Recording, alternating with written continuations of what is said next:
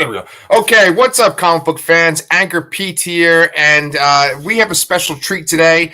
My friend Danny Torkel from my other channel, The Lassercast, is here today. Danny, are you ready to talk about a sci-fi show with me? I am. I'm very excited. Yeah. Danny and I, we talk on another show called The Lassercast, where we review, upcoming or newly released horror movies and TV shows. Danny's always putting out stuff on the channel. And today we're talking about a show called Raised by Wolves, which came out in 2020 on HBO Max. And wouldn't you say, Danny, that there's some like legitimate horror aspects to this show, right? Oh yeah. I think knowing you and knowing where our conversation is going to go, I think we might talk a little bit about Alien and Prometheus. Hell yes. Alien is one of those great films that toes the line between sci-fi and horror. And Ridley Scott is involved with this show. And this show, I think, toes that line very closely, especially at points. There are some really holy crap, horrific moments. And then there's a lot of just incredible world building sci-fi to this show. I just said to you before we went live, I feel like you gave me a homework assignment with this show. You were like, hey, if you can binge 10 episodes of this, we can do a live review of it. And I was like, okay, let's do that. And yeah, I'm really glad that you brought this show up, because when I first saw the preview for it, I was like, damn, that show looks great. And I think it was on Cinemax when it came out, or it's always been HBO Max. Okay, yeah, I didn't have HBO Max when it came out, and so I was really glad you recommended this show so that I could finally get onto it. Yeah, really enjoyed it. It had the same effect on me too. I remember seeing the trailers for it, and I think I got HBO Max pretty much as soon as it came out, but I just didn't have time to watch it. And I was like, okay, well, what is this? Because it's an original idea. And one thing I should point out too is, this channel is called Comic Books Transformed. This isn't based on a comic book. This isn't even based on a book or a pre-existing property. This is an original idea that a guy named Aaron Guzikowski came up with. And Danny, you might recognize him. He made that movie Prisoners. Did you see that movie? I didn't, but I own it on DVD. It was like one of those movies where it's a Denis Villeneuve movie, and again, I brought up Ridley Scott. This movie feels very Dune-ish. Yes. In its epic sci-fi world building, and of course, Villeneuve directed Blade Runner 2049, and he directed Dune, Chapter 1. So to have Guzikowski, who was the writer of Prisoners, with Ridley Scott directing, it feels like a collaboration of it almost felt like a Villeneuve project with Ridley Scott attached. So I don't know, maybe Guzikowski brought some of that Denis Villeneuve quality to him. Yeah. So first off, we have spoilers for all of season 1 of Raised by Wolves, and tomorrow season 2 is about to premiere too. So just so you guys know, we're gonna be talking spoilers here on out. Aaron Guzikowski, I've seen him interviewed, and he said that he had an original idea for the show, and a lot of that is still in the show. But he said that one thing was definitely very different in the initial pilot that he wrote, and I think they made a major change. Now, what's interesting to me is we keep talking about Ridley Scott, and now you're talking about Denis Villeneuve too. I kind of feel like Ridley Scott might have come into this project and kind of hijacked it, because it's almost like if you squint, it almost kind of feels like Prometheus. I don't think you have to squint. I think you can stare with your eyes wide open and be like, this feels like Prometheus. I mean, if you didn't tell me that this was a Ridley Scott, him and his son directed half of the episodes. There's 10 episodes. Ridley directed 2. Luke, his son, directed 3. Right. And if you didn't tell me that, and you said, oh, how was the show? What did it remind you of? The first words out of my mouth would have been probably Prometheus. Right. Except, and I will tell you this straight off, I like this a lot better than Prometheus, maybe because it was 10 episodes. It had the time to stretch things out, and Yes. it didn't have characters making just ridiculously stupid decisions on a foreign planet. But like the concept of like the androids being hyper intelligent and trying to create life, I'm like, that's David, and that was Michael Fassbender in Prometheus and Alien Covenant. I mean, yeah, it doesn't take much to make that connection, I think, right off the bat. Yeah, when I first started watching this show, I was telling people it's essentially like all the aspects of Alien except for the xenomorph, right? Because it's got the androids, and the androids have white blood, and they are like the androids in the Alien franchise too, where they kind of seem like they have emotions, they kind of don't. There's that sort of weird overlapping. Then you also have the idea that like Earth is a cesspool. In this show, Earth is pretty much like it becomes uninhabitable and everyone has to leave on arcs. But they've never gone. Go ahead. There's also, I mean, you mentioned like the white blood that the androids have. Just the name Mother in itself calls back to Alien, because that was the supercomputer that ran the ship. That's right. That Dallas keeps talking to is Mother. So like the idea of a artificial android life form, or like a robotic life form named called Mother, calls right back to Alien as well. Yeah. And you know, I know you already said we're talking spoilers, but there's something that happens way late in the show that also just screams Prometheus. And so, yeah, well, I'm sure we'll get to that a little bit later. Yeah. Let's kind of talk about like our first impressions and stuff, because I feel like I felt one way about the series when it first started, and then I felt another way by the very end.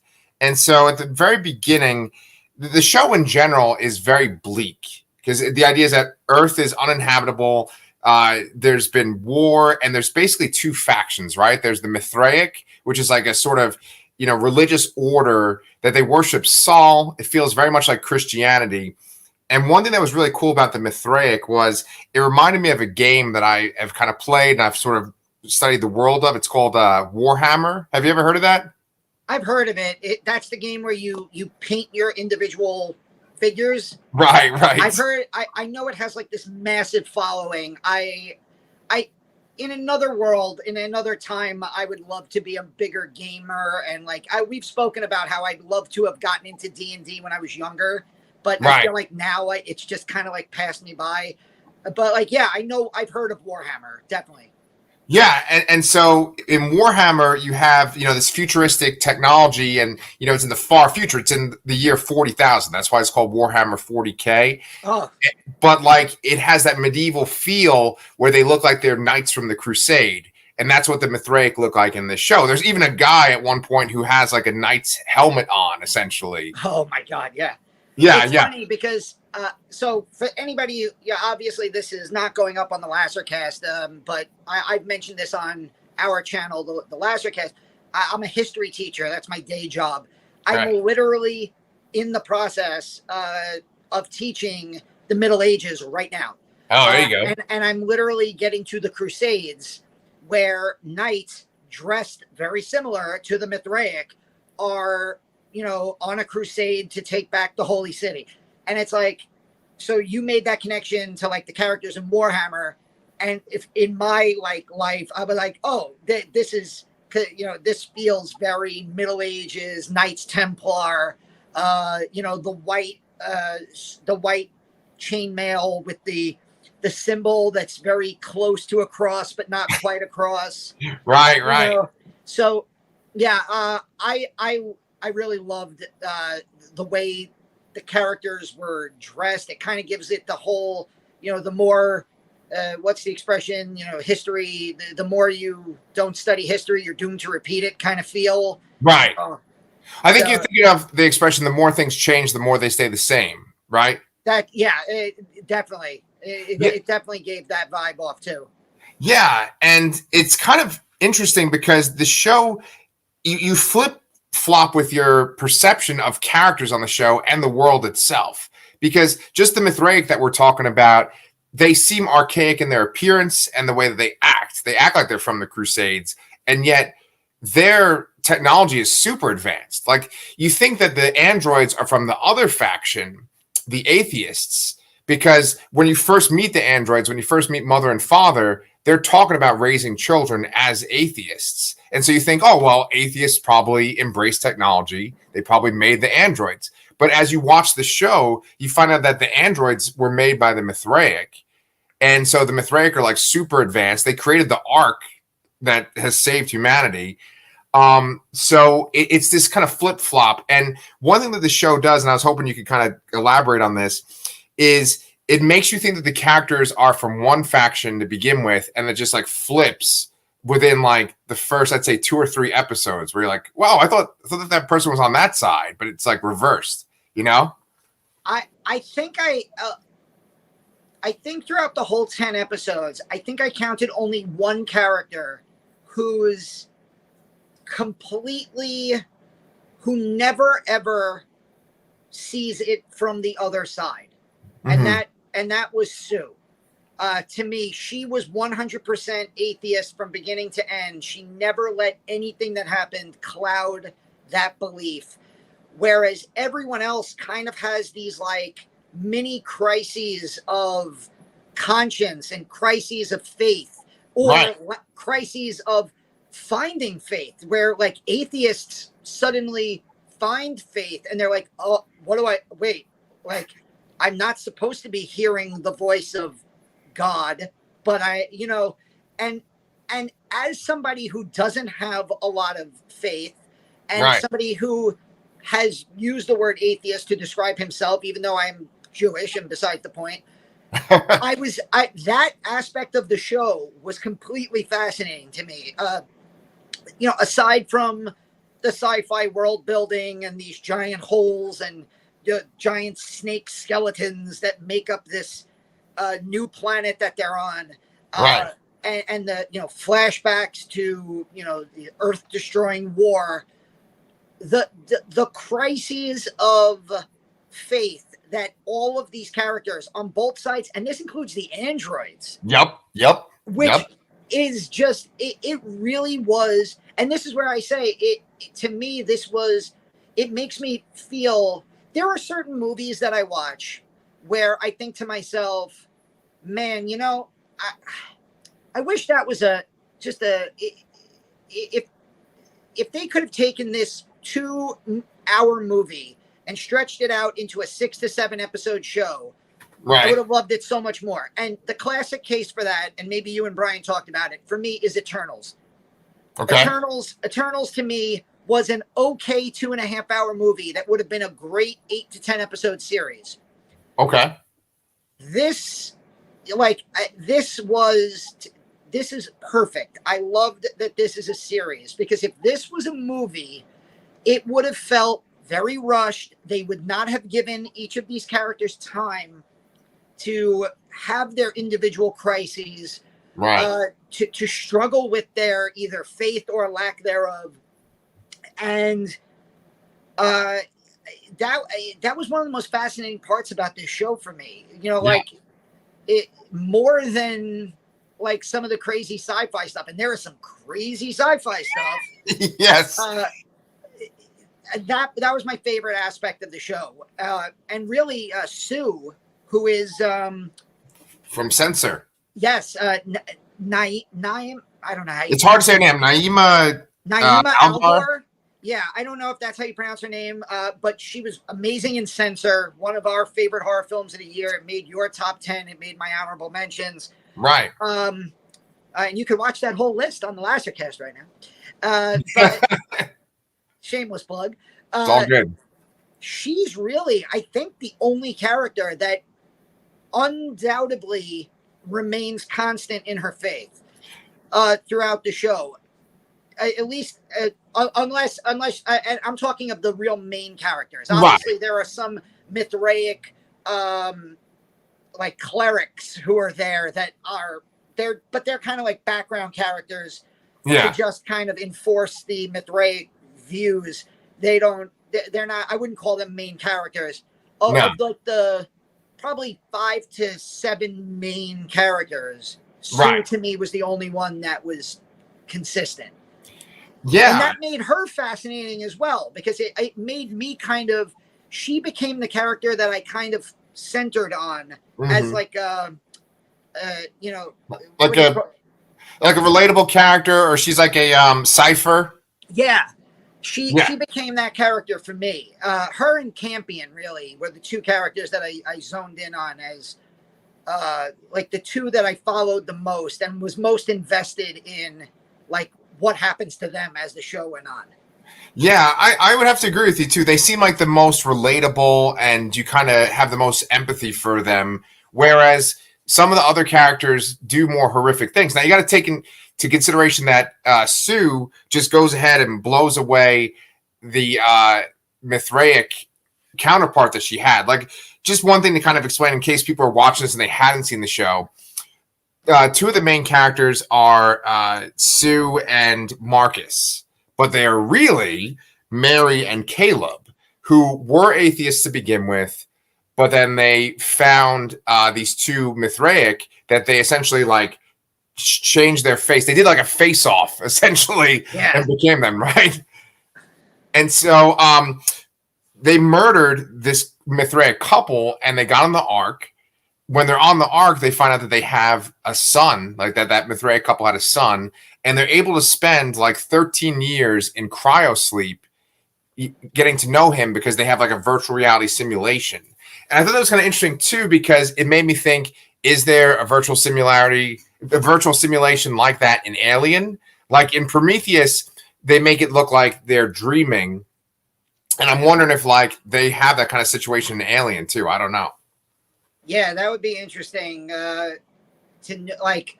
What you see this in a lot of like 80s, 90s sci-fi movies, anything that takes place in space, where there's these hyper sleep chambers, and then they just open and the characters get out, and it's just like they're stretching, and there's no semblance of anything other than they're sleeping. Like Event Horizon is another movie that has a scene with those types of hyper sleep pods, and right. I remember the scene in Aliens when they wake up and the first thing they do is like they just start like cracking jokes on each other, and like, right.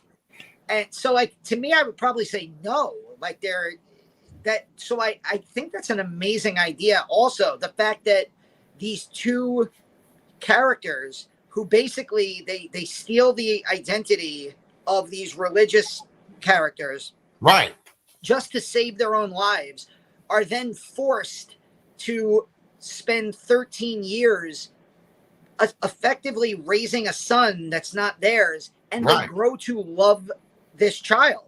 Right. And I think that again, it's these character moments that make the show more interesting than because Athena was mad at me that I didn't tell her I was watching a Travis Fimmel show. She loved Vikings. Yeah. She walked in the room and she's like, "Oh, you didn't tell me that he was on this show." I said, "I didn't know he was on this show." And, right. But it's funny, right? Because like you mentioned characters, and you were talking about Alien too just a second ago. And when we did an Alien ranking video with Brian, we talked about the reason why we love the Alien movies that we love is because of the supporting cast, or the cast of characters, right?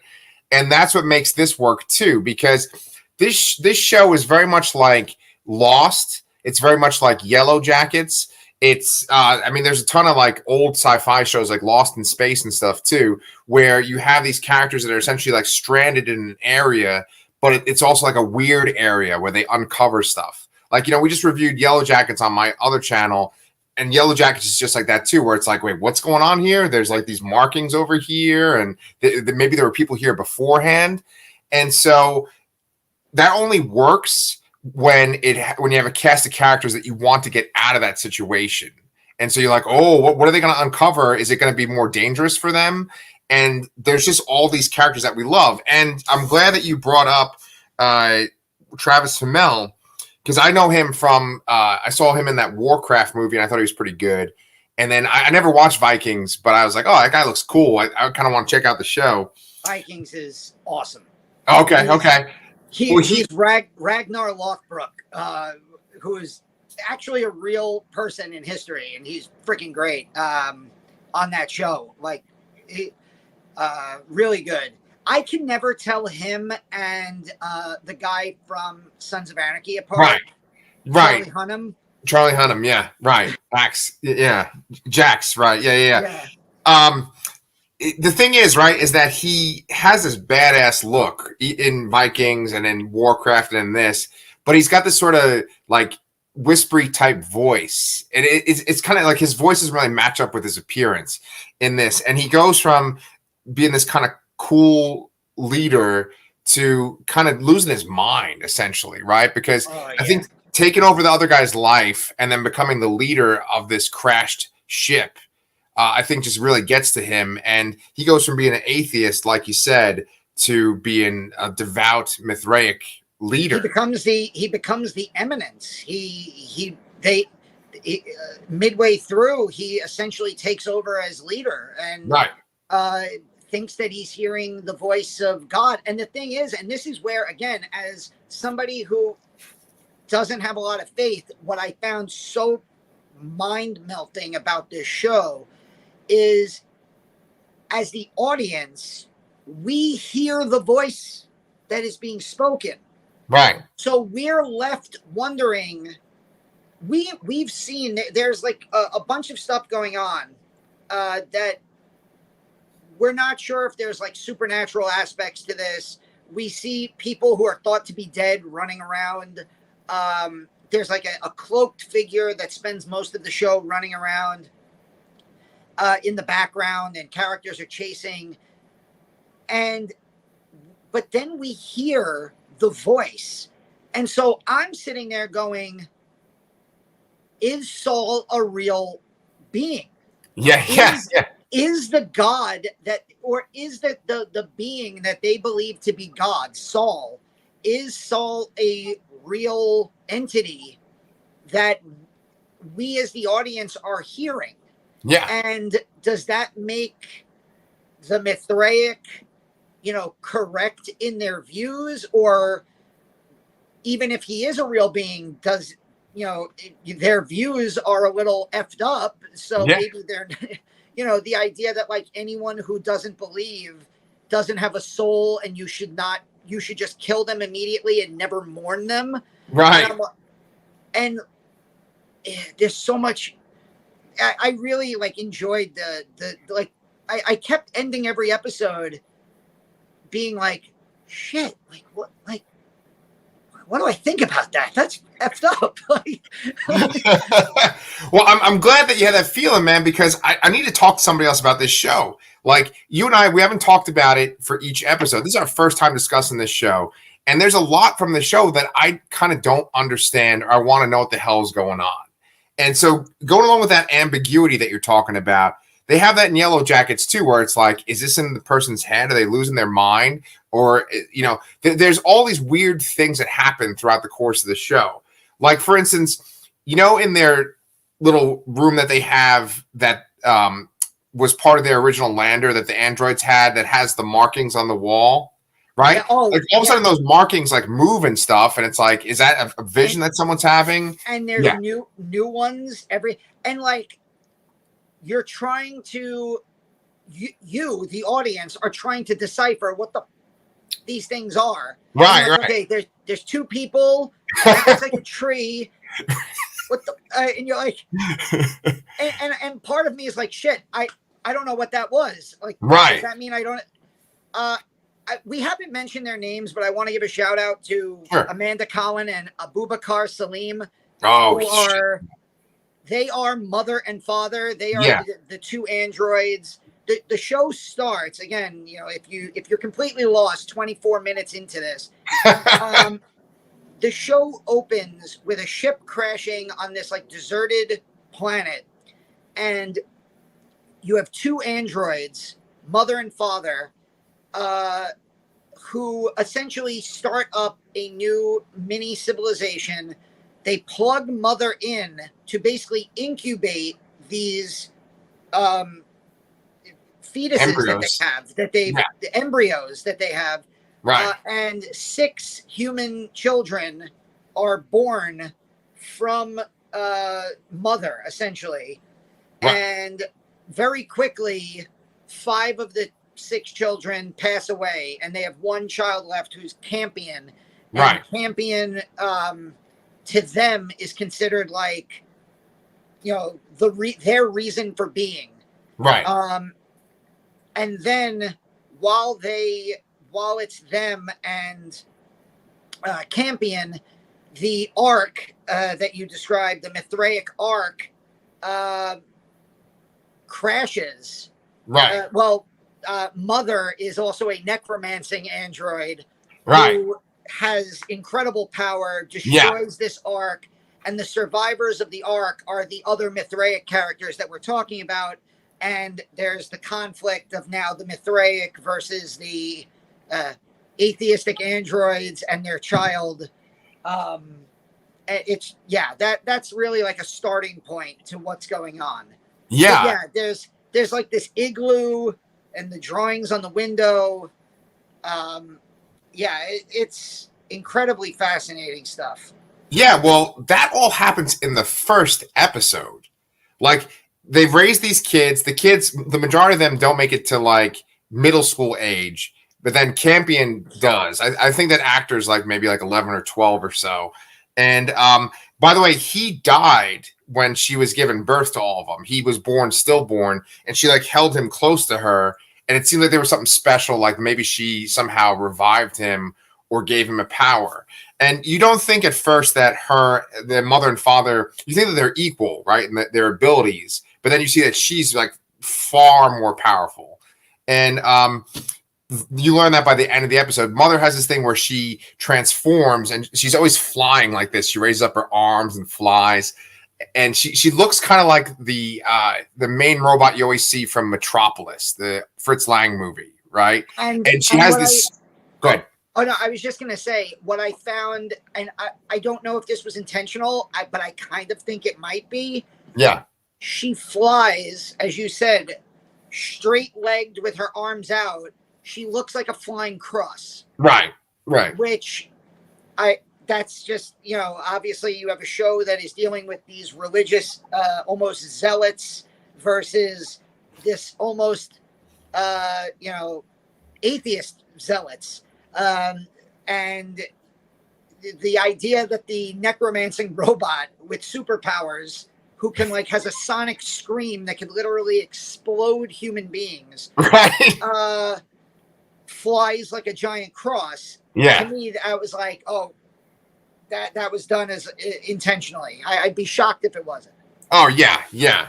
It's got amazing imagery. There's so much to talk about because we're talking about a whole season of a show. First of all, I mean, Ridley Scott directed the first 2 episodes, and he, maybe more than any other director, I think, can make the most beautiful images with science fiction imagery. So I think he did a great job. But I don't want to, talk about the 2 androids and not bring up their incredible performances. Because Amanda Collin, she goes on this range as this android to where she's like this terrifying killing machine that just instantly kills people. There's no hesitation. Then she, on the Lastercast show, we talked about the women in horror movies this year and how they really put themselves out there. They're naked. They're doing all these kind of crazy things in these movies, like in Teton, like you said, and the Vigil, not the Vigil, your number one movie. Oh, the Medium. The Medium, right? Where you have these female actresses just no shame, just doing whatever they need to do, crazy shit. That's what I kept thinking with Amanda Collin. Just this range and just doing bizarre stuff. At one point, she's holding an android baby. Remember I messaged you and I was like, I need to unsee this one thing. That's she breaks the android baby's neck. You think it's a real fucking baby at first. Yeah. Yeah. She's in this so we find out that what happens is this atheistic super scientist basically in the war hits her with like a rocket, takes her body, and turns her into from a necromancer for the Mithraic, and turns her into a super android for the atheists. Right. And he gives her all of these upgrades and powers, and he's trying to get her, her and the father, who are going to restart civilization. She has to learn how to take care of, children. So he gives her a baby who we assume is a real baby, and she's like, "Oh, it's very cute." Right. And Right. you're just like, "Oh, fuck." Yeah. It's Oh, good. I was gonna say it's that scene. It's the scene that everybody was revolted by in the movie Mother, done this time by another mother.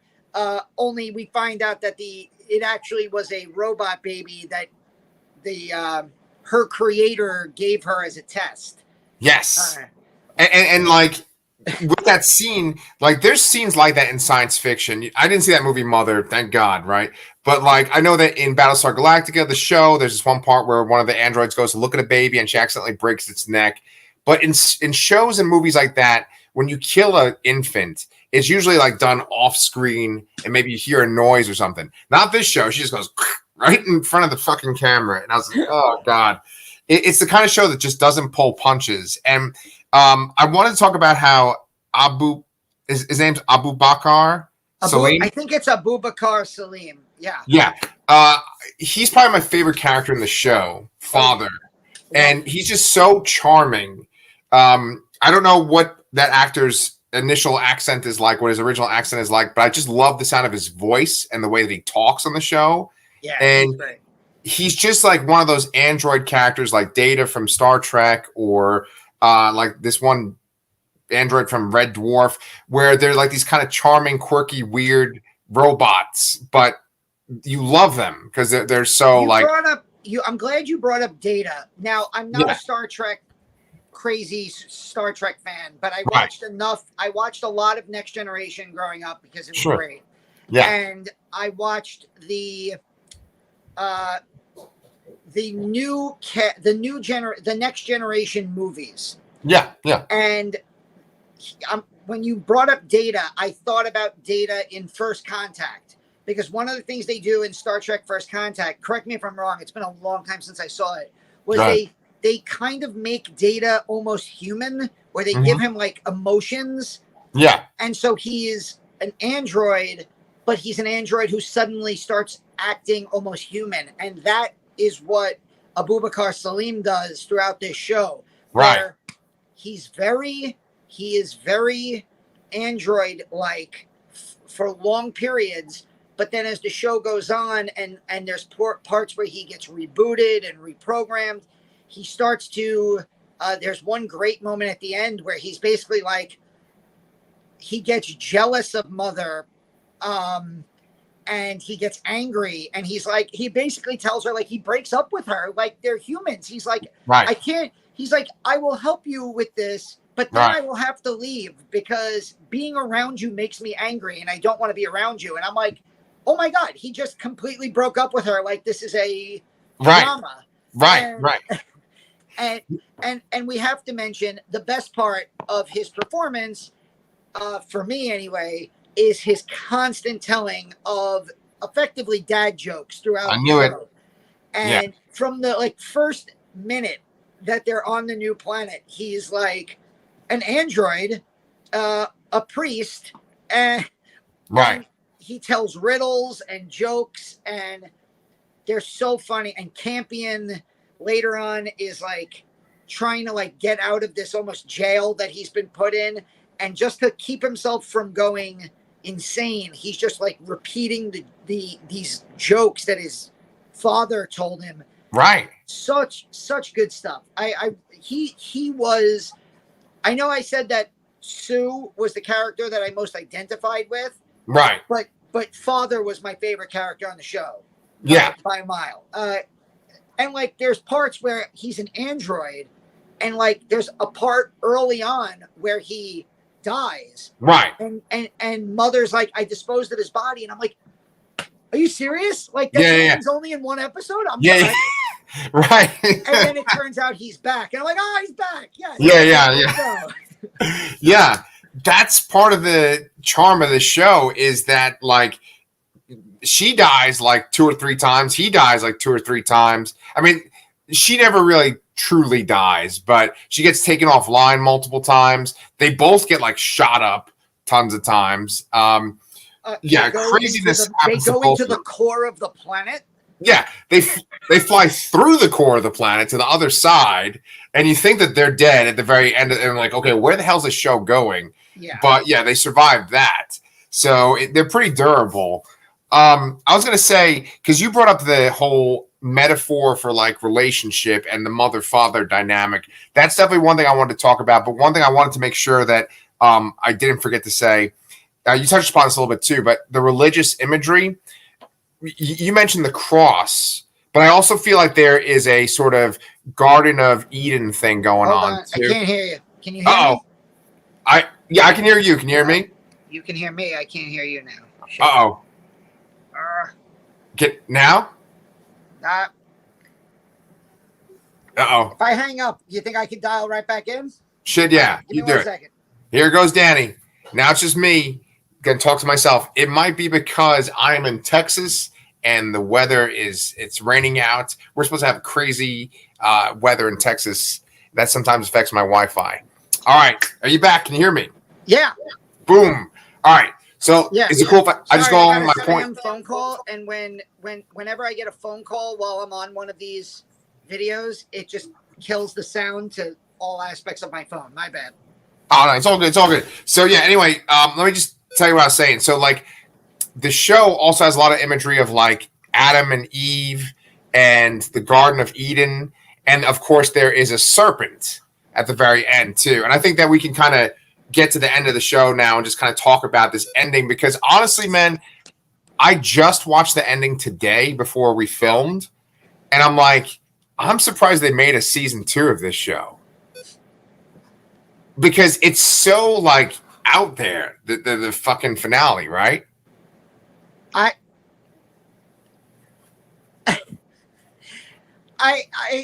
So I just want to bring up one issue that I had with the show, and that is I kind of felt that the special effects let down the show at the end.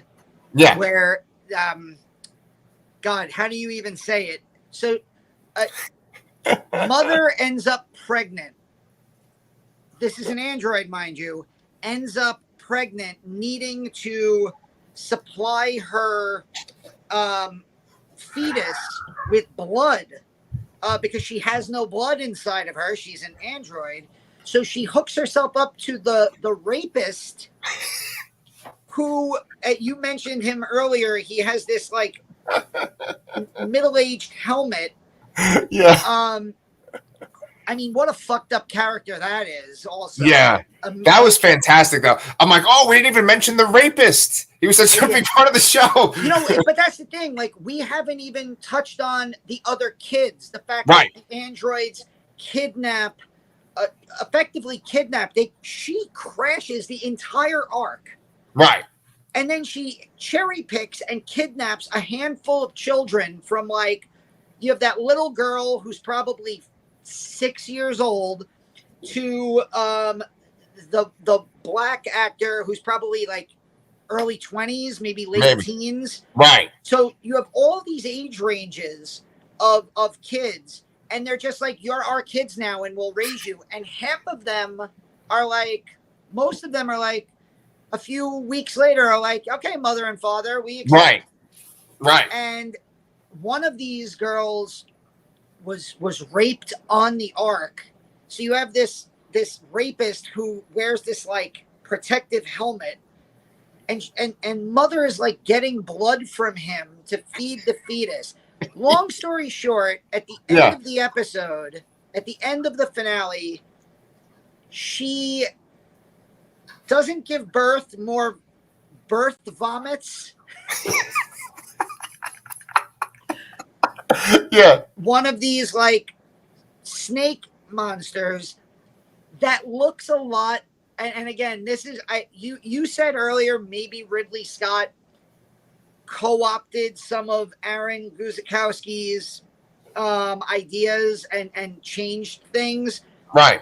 This felt very end of Prometheus. Yes. Oh, 1,000%. Yes. Yes. Where like the whole, even the mouth of the snake. Yes. The fact that it's not like an open mouth like this, it's more of a sucker kind of Yeah. thing. Mm-hmm. It looked very end of the alien that jumps on the squid kind of monster that jumps on top of the Navigator. what do they call them? Engineer?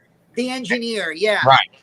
Yeah. And I just thought the special effects kind of let it down. It looked very, I don't want to say Sharknado level bad, but like it didn't look like big budget sci-fi good, like yeah.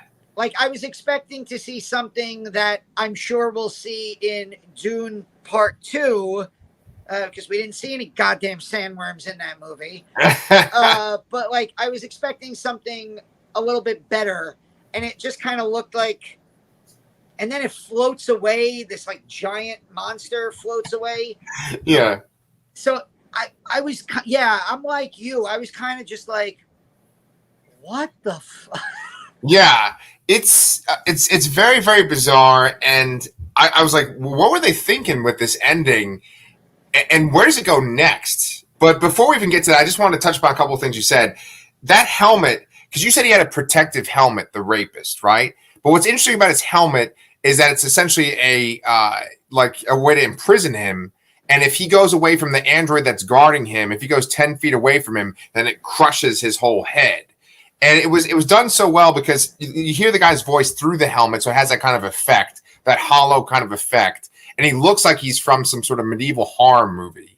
Yeah. But what adds to the horror aspect is that when he raped that girl, she was in cryo sleep.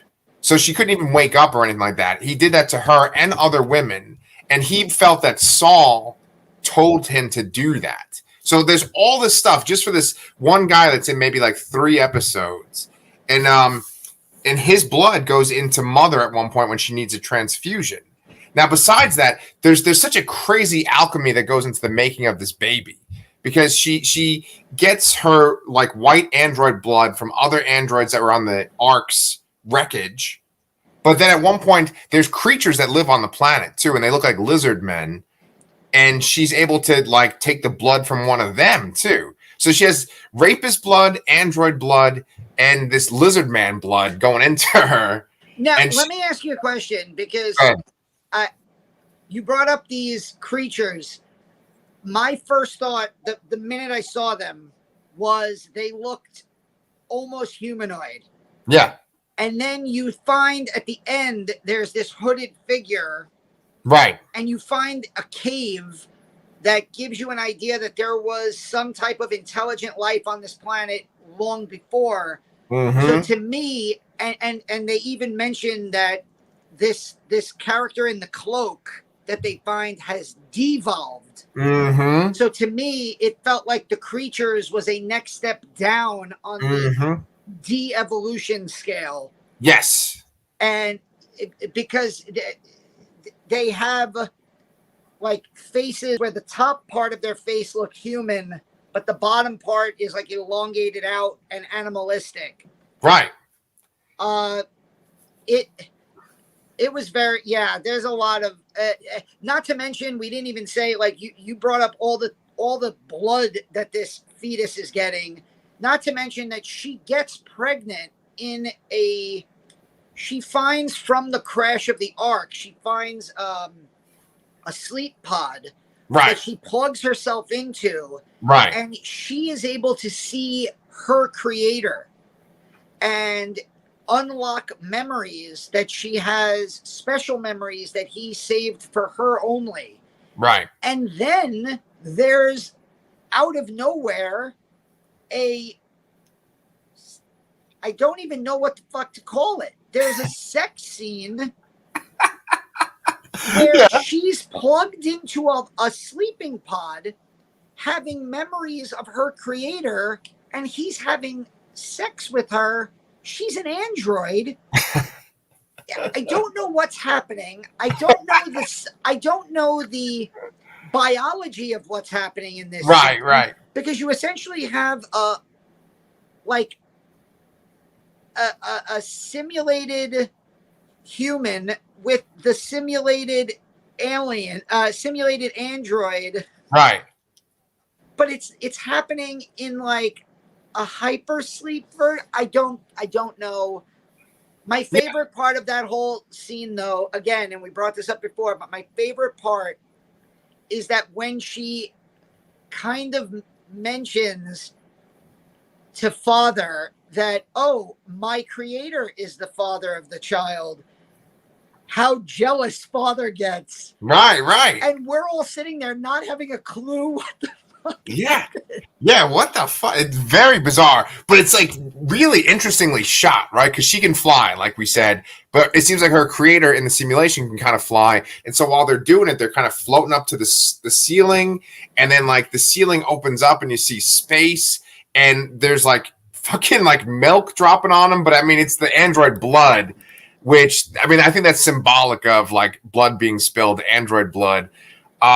Oh my god, yeah. And all I could think of is like they're having a sex scene and it's raining white creamy liquid. I'm like, no, this doesn't look good. Stop. That's right. That's your HBO Max subscription right there, man. Bukkake all the time.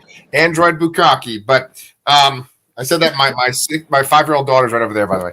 But what I was gonna say is that is this very is why striking. this isn't on the Anchorpete channel. Yeah, whew. But I was gonna say that that's one scene with crazy imagery, but then there's another scene that I can't shake either, and it's the scene where she has like almost like a dream or something, and there's like people on the cloaks, and then there's like an altar, and there's a snake head in the altar. I'm like, what the fuck is that? Listen, you brought up Lost, and I haven't watched Yellow Jackets. I've heard amazing things about it from you and Sherry on Anchorpete, but from other people as well. They like swear by it, and I don't have Showtime. And when that show goes to a site where I can watch it, I will. But season 1 of Lost is one of the greatest seasons of any show ever. Agreed. And we might disagree about what I'm going to say next, but the show falls real hard, real fast. And I know there was a writer strike, and I know all these other things. Right. But to me, Lost was great at making you ask questions. What the hell is the hatch? What is the black smoke monster? What the hell are the numbers? Right. The problem is they never answered any of the damn questions. Right. And for people like me, I got bored. I quit watching Lost. Season 3, episode 1. I was like, you know what? I'm done. And then I got together with Athena, and as part of the like, look, if we're gonna be together, she was basically like, if we're gonna be together, you have to watch Lost. And I was like, okay. Okay, I love you. I'll watch Lost. And I ended up watching the whole series. Right. But I really do hope that this doesn't go in a Lost direction where, like you said, there's all these things that I have so many questions about. Right. And I don't want to be, a year from now, or not a year from now, but a few months from now, having this exact season 2 conversation. Right. And I don't want to be like, what the hell was that altar with the snake head on it? Right. Because you set us up with a bunch of things. Yeah. Pay them off. And then you can set up new things for season 3 if there's going to be one. But answer the questions that you set up. Because I always get nervous with especially with shows that dabble in sci-fi. Yeah. That the money is in the look at all this stuff we have. Don't you want to know what it is? Right. But then behind the scenes, they're all the writers are going, what is this? We have no idea what this is.